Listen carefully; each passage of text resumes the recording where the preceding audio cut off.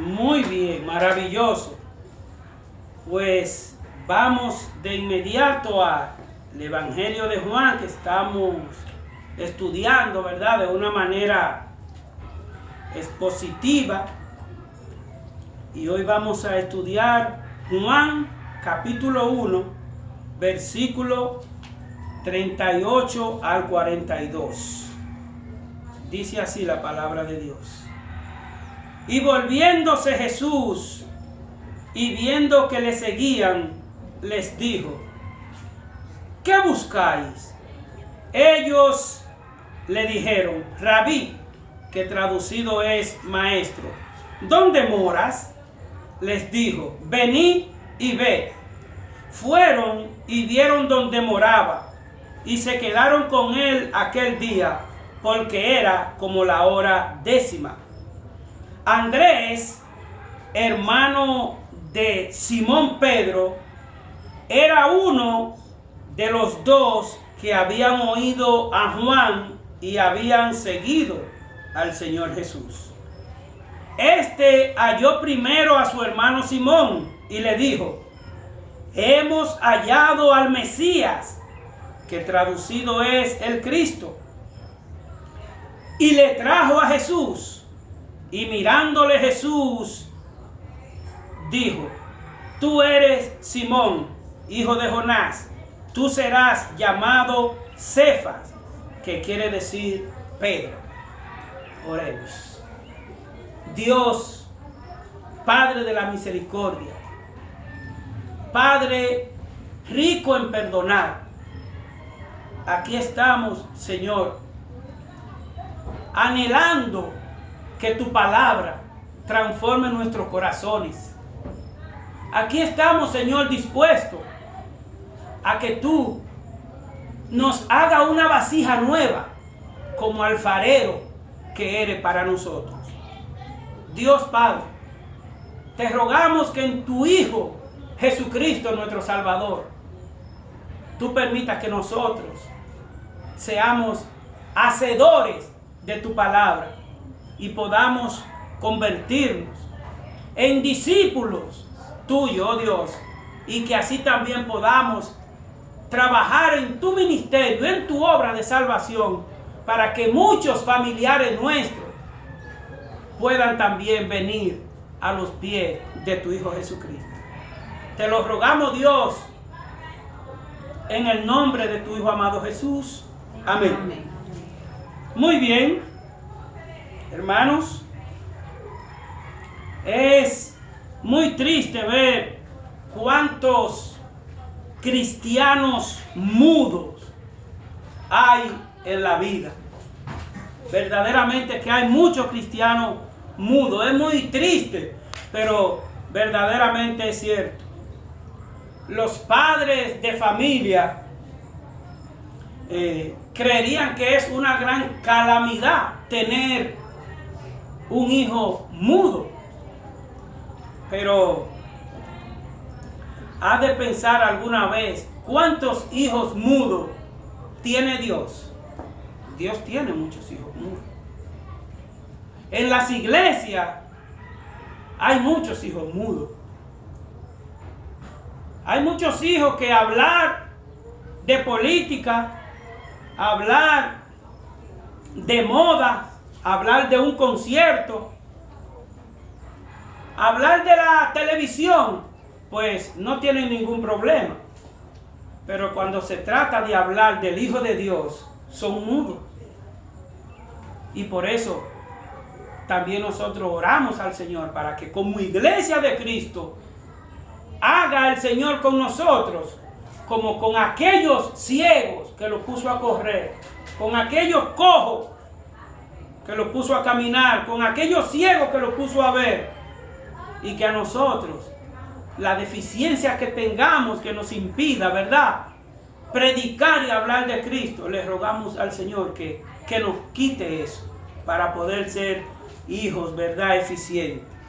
De manera, hermano, que continuamos con este estudio de la palabra por medio del evangelista Juan, y nos acordamos que en el estudio anterior, el versículo 37 vimos que se trata de dos discípulos de Juan, que al escuchar hablar al Señor Jesús, ellos le siguieron.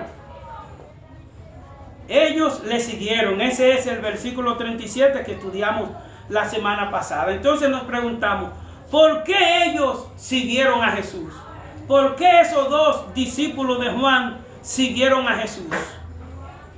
Porque ellos ya estaban bien alimentados, ¿verdad?, de esa palabra de Dios, que ya ellos estaban junto a Juan en el momento cuando Juan el Bautista dice con voz fuerte para que todo Israel escuche: he aquí el Cordero de Dios que quita el pecado del mundo. Ahí estaban ellos dos cuando Juan hizo esa pronunciación. Vemos también que ellos, al igual que una gran cantidad de personas en Israel, ¿verdad?, y toda Judea, pues estaban esperando ese Salvador prometido, ese Salvador anunciado, que no es que Jesús se apareció y llegó y nadie sabía. No, y eso tenía demasiados años anunciándose que venía, ¿verdad?, un Salvador. Ellos, al igual que Juan, se dispusieron a trabajar para el ministerio del Señor Jesucristo. De manera que ese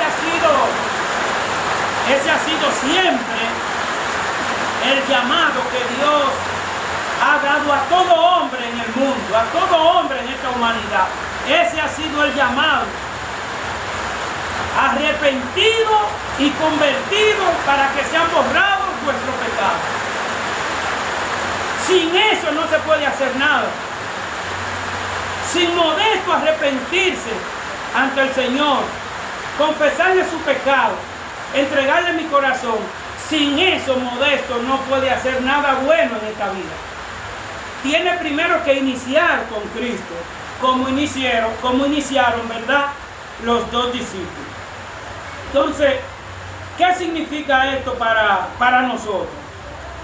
¿Qué podemos entonces nosotros entender hasta este momento basado en la palabra? Que Cristo Jesús, Él es el que busca al hombre, como siempre hemos dicho basado en la palabra. Cristo Jesús es el que anda buscando al hombre para rescatarlo, porque el hombre anda en su perdición, en sus deleites, en sus afanes de la vida. Y por eso el Señor nos muestra como ejemplo estos discípulos, ¿verdad? Es que Dios ha enviado mensajeros todo el tiempo. Todo el tiempo el Señor ha enviado mensajeros a los hombres. El Señor está preparando mensajeros en todos los rincones. Esto es una bendición que el Señor nos tiene aquí en este rinconcito de Juan Tomás. Porque el propósito no es humano, el propósito es del Señor, para que cada persona en este territorio conozca de Cristo Jesús y no diga que no se le dijo que tenía que arrepentirse y recibir al Señor como su Salvador. Es el plan que Dios tiene para nosotros. Pero hay algo más, hermano, que los hombres debemos entender. Es que el hombre tiene que asumir responsabilidad. A veces uno le gusta vivir así como sea más fácil, a como vaya saliendo el día a día. Un hijo de Dios no vive viviendo a lo que vaya saliendo. No, porque ahí no hay responsabilidad. Ahí no hay responsabilidad.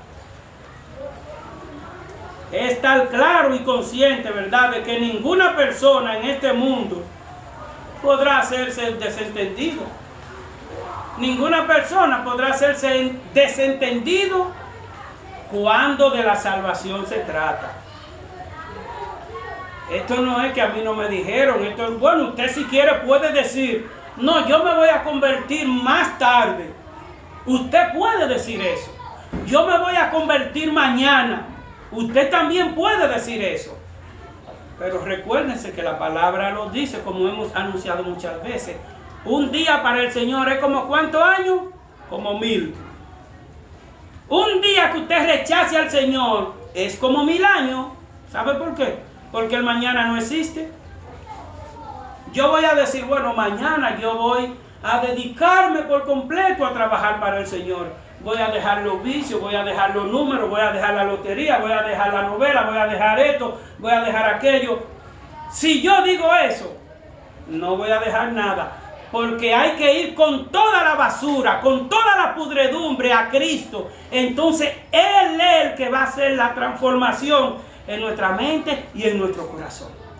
Porque el hombre natural no puede arreglarse, no se va a arreglar, jamás. De manera, hermanos, que todo aquel que hasta hoy quiere hacerse el desentendido, el chivoloco con el plan de salvación, hermano, es triste saber que el Señor Jesucristo dejó su trono para venir a morir en una cruz, para salvarte a ti y salvarme a mí, y que Modesto sea del chivoloco. Eso es triste, porque las consecuencias no van a ser buenas. De manera que eso es lo que el Señor quiere que nosotros entendamos. Que aquel que quiere hacerse desentendido, entonces tendrá que responder. Aquel que no quiere hacer caso al plan de salvación, óyeme bien, hermano, todo aquel que no quiere asumir responsabilidad con el plan de salvación, entonces tendrá que asumir responsabilidad con el plan de condenación que Satanás tiene. Porque nosotros estamos claros, todos en esta vida estamos claros que hay un plan de salvación que lo hizo Jesucristo muriendo en la cruz. Pero hay un plan de condenación que Satanás tiene para los que niegan, para los que rehúsan y para los que quieren postergar recibir al Señor Jesucristo. Si uno le pregunta a Satanás, voy a recibir al Señor Jesucristo y te voy a negar a ti, te voy a rechazar a ti. Él va a buscar todas las seducciones posibles para ponerte obstáculos, como sabemos en los estudios anteriores que le hizo a Eva, ¿verdad? Cómo sedujo a Adán y Eva hasta convencerlo, pero sigue haciendo eso cada día. Es por esta razón, hermano, que Dios nos dice claramente en su palabra cómo fue derramada esa gracia salvadora de nuestro Dios.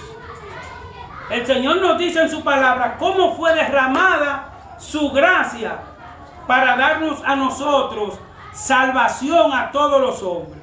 Pero también la palabra nos dice, ¿verdad?, a qué nosotros tenemos que renunciar. A qué nosotros tenemos que renunciar para obtener esa gracia salvadora. Vamos a Tito, no está ahí en esa porción, pero sí anótenlo si le parece. Tito, capítulo 2, versículo 11. En Tito dice así la palabra de Dios: porque la gracia de Dios se ha manifestado para salvación a todos los hombres, enseñándonos que renunciando a la impiedad y a los deseos mundanos, vivamos en este siglo sobria, justa y piadosamente, aguardando la esperanza aguardando la esperanza bienaventurada y la manifestación gloriosa de nuestro gran Dios y Salvador Jesucristo. Hermanos, porque la gracia de Dios se ha manifestado para salvación ¿a cuántos hombres dice ahí? A todos los hombres. El que la rechace, allá él y su consecuencia. Pero el Señor dice que su gracia fue manifestada para salvación a todos los hombres. Como Él permite que salga el sol, la lluvia para los malos y los buenos, aquí el Señor dice que murió para salvar a todo hombre pecador. Ahora, para tú y yo recibir esa gracia salvadora, dice la porción que hay que renunciar a algo aquí. Aquí hay que renunciar a algo. De manera que hay cosas a la que tenemos que renunciar para poder recibir esa gracia salvadora. Renunciando a la impiedad. Eso es común en este mundo, la impiedad. Yo pasarme por encima del otro para sacar mi propio provecho, no importa que él se quede sin nada.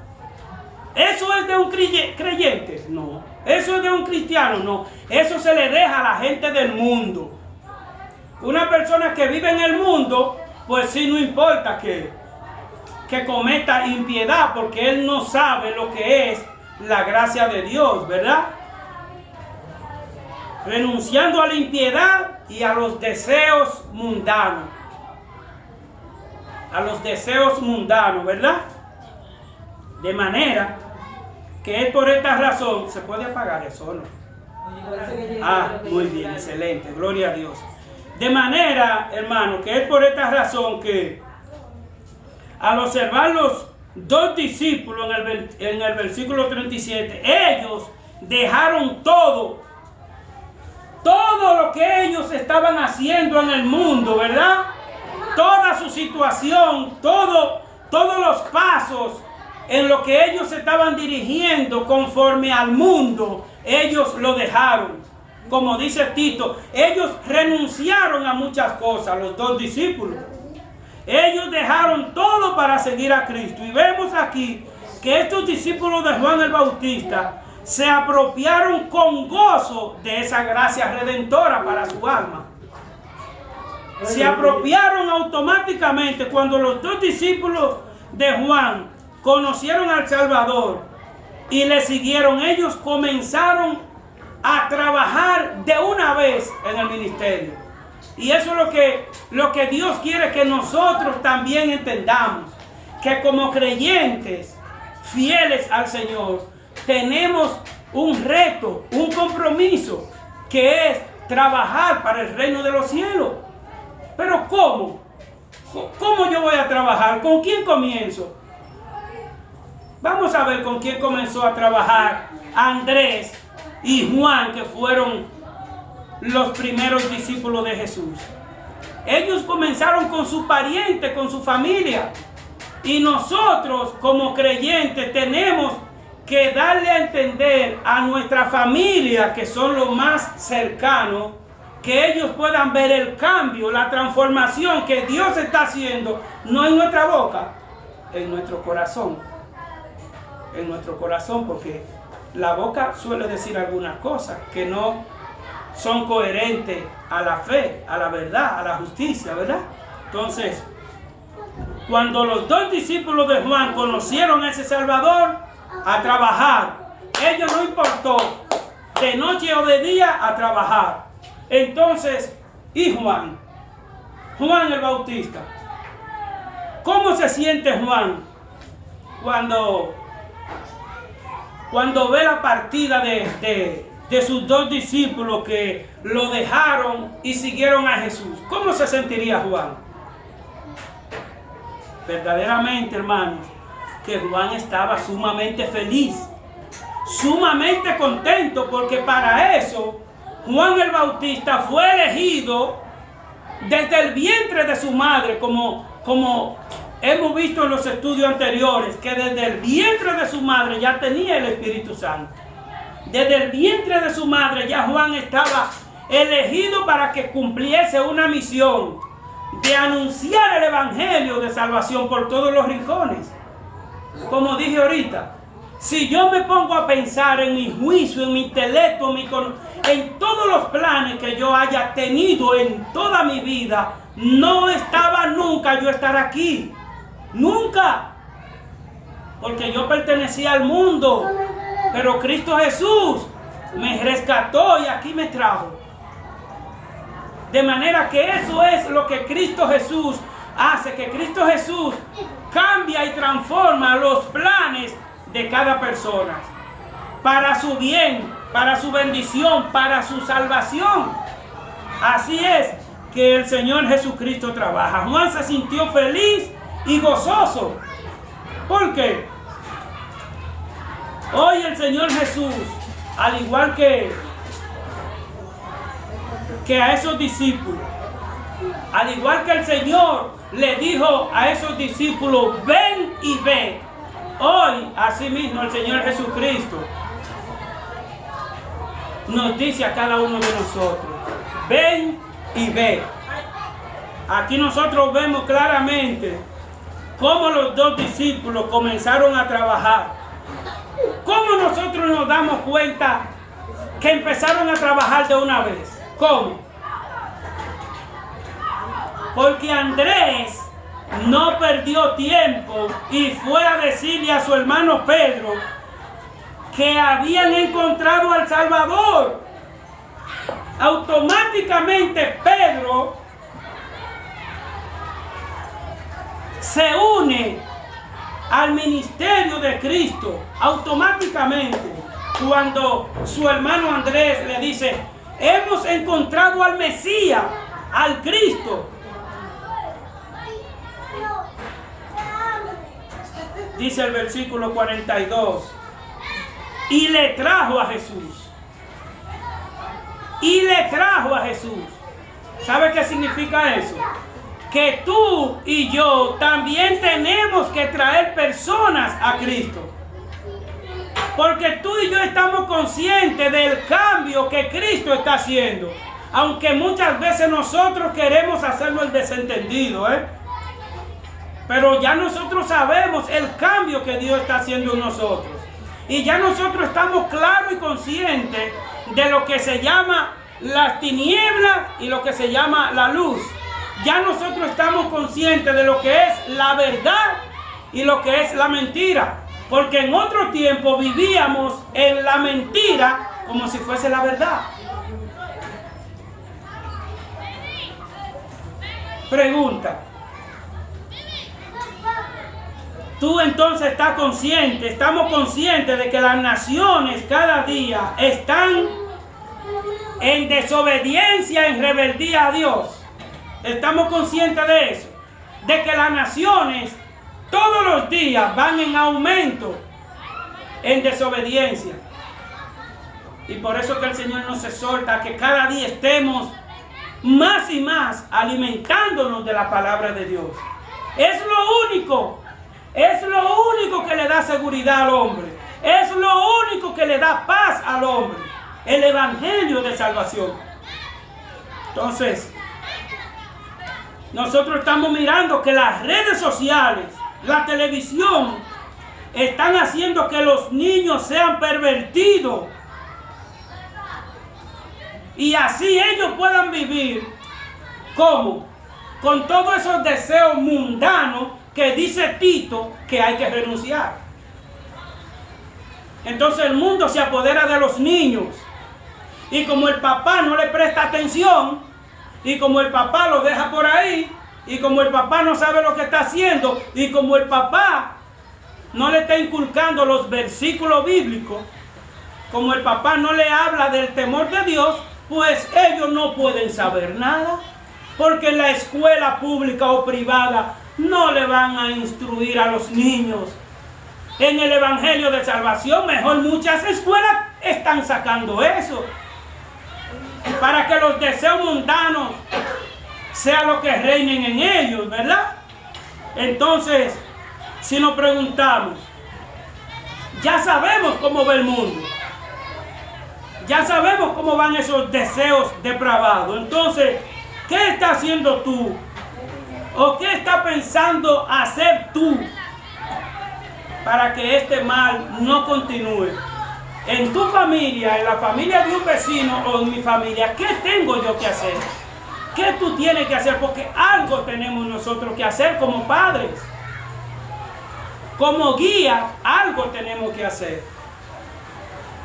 Nosotros tenemos que decirle al Señor Jesucristo que nos dé sabiduría suficiente, que nos guíe por medio de su palabra, ¿verdad? Para que nosotros podamos guiar a nuestros hijos y hablarle de Dios. ¿Cómo está entonces tu hogar para eso? ¿Es Cristo el centro de tu hogar? ¿Es Cristo el centro de tu hogar? De ser Cristo el centro de tu hogar, no has de esperarse que Cristo Jesús te va a decir, como le dijo a los 2 discípulos, ven y ve. Ven a ver toda mi gracia, ven a ver todas mis bendiciones, ven a ver todas mis promesas. Hermano, el Señor lo que tiene promesa de bendición para nosotros. Por eso que nosotros predicamos el Evangelio con gozo. Porque todavía un cristiano está, como dicen, que lo haya entregado un doctor, que haya dicho ya, se lo entregué a los parientes. El cristiano fiel está gozoso hasta en el último suspiro, porque él sabe para dónde que va. Y eso es lo que nosotros queremos, que nuestros hijos, nuestra familia, nuestros vecinos entiendan. Y para ellos entender, y para ellos ver la fe de nosotros, y para ellos tener fe, tiene que ser por medio de la palabra. Ya lo vamos a ver más adelante. ¿De dónde proviene la fe? Hermanos, los hogares, Dios quiere bendecirlos. Dios quiere bendecir todos los hogares del mundo, pero hay que hacer algo. Hay que hacer algo para poder ser bendecido. ¿O acaso los 2 discípulos dijeron, Señor Jesús, ven donde mí? Ven tú, si tú quieres que te sigamos, ven tú y ven a nosotros y explícanos aquí si tú quieres. Así dijeron los discípulos. De ninguna manera. Ellos siguieron a Jesús. Y Jesús, volviéndose, dice la porción, volviéndose dijo, ¿qué quieren ustedes? Maestro, ¿dónde mora? ¿Dónde vive? Porque ya ellos sabían que era el Salvador. Hermanos, oyeron hablar y siguieron automáticamente a Jesús. Aquí vemos la importancia de predicar para tener esa fe en el Señor. La importancia de predicar. Ellos siguieron al Señor y desde que tuvieron oportunidad, que tuvieron en la calle, con el primero que se encontraron, a ese era que le iban a hablar de Cristo. Se encontraron con Pedro. Y en las porciones que continúan más adelante, vamos a seguir viendo cómo entonces Andrés localiza y también está Natanael, y así se va creciendo el ministerio de los discípulos del Señor, porque es así. Ese es el compromiso tuyo como creyente, que el domingo próximo esa silla que está por ahí vacía, y estén llenas, se llenen, que no estén así. Sabemos que ahora está lloviendo, pero nosotros estamos aquí, gloria a Dios, y está lloviendo. Que el domingo tú digas, yo voy a ser un discípulo de Cristo y voy a traer un familiar para que, como lo hizo Andrés y trajo a su hermano querido, Pedro, mi hermano, ven que encontramos el Salvador. Este es el evangelio de salvación que tenemos que explicarle y decirle a nuestros familiares. Es por esta razón que las Escrituras nos dice que sin fe es imposible agradar a Dios, agradar al Señor. Ya los 2 discípulos tenían una fe firme y sólida, porque tenían un gran maestro lleno del Espíritu Santo llamado Juan el Bautista. Y el Señor a cada creyente le pone un maestro. A cada creyente le pone un profesor para que aprenda la verdad. Porque siempre el profesor va a estar basado y anclado en el Evangelio. Como siempre lo hemos dicho y lo diré hasta que Cristo me lleve al cielo. Me gozo de esta iglesia porque desde el inicio hasta hoy la sana doctrina es que se predica aquí.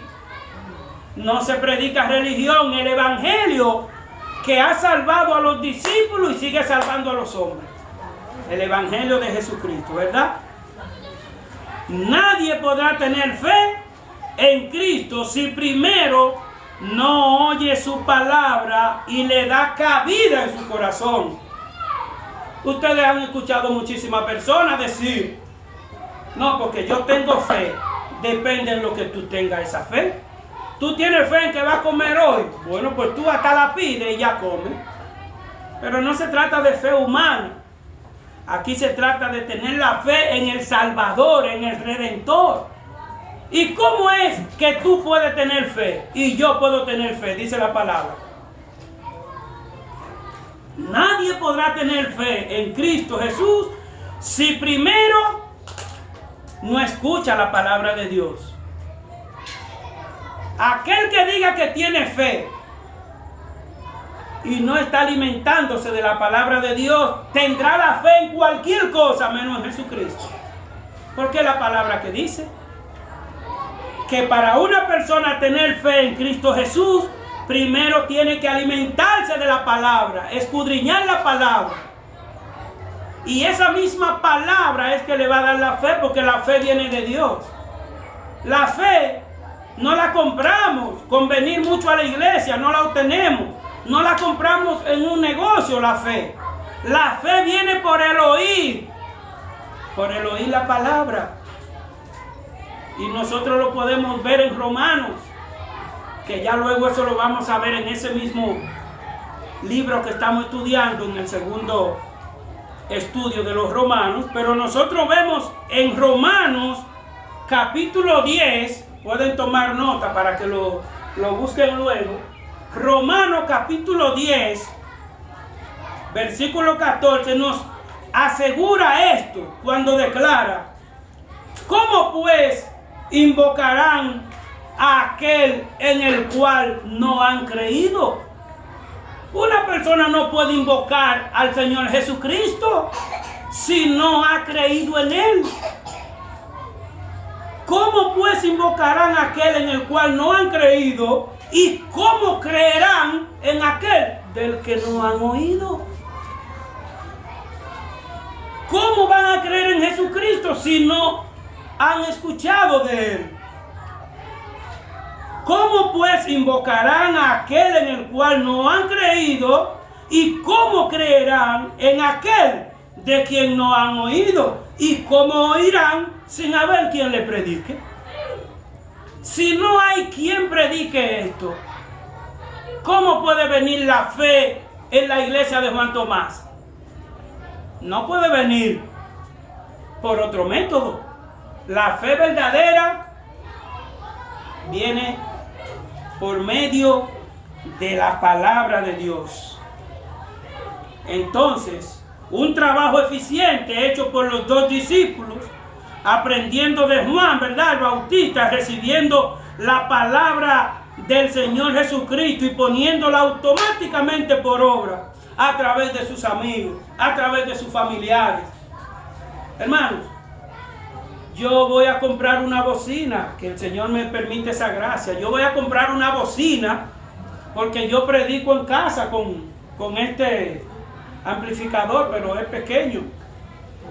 Yo voy a comprar una bocina y la pongo encima del techo.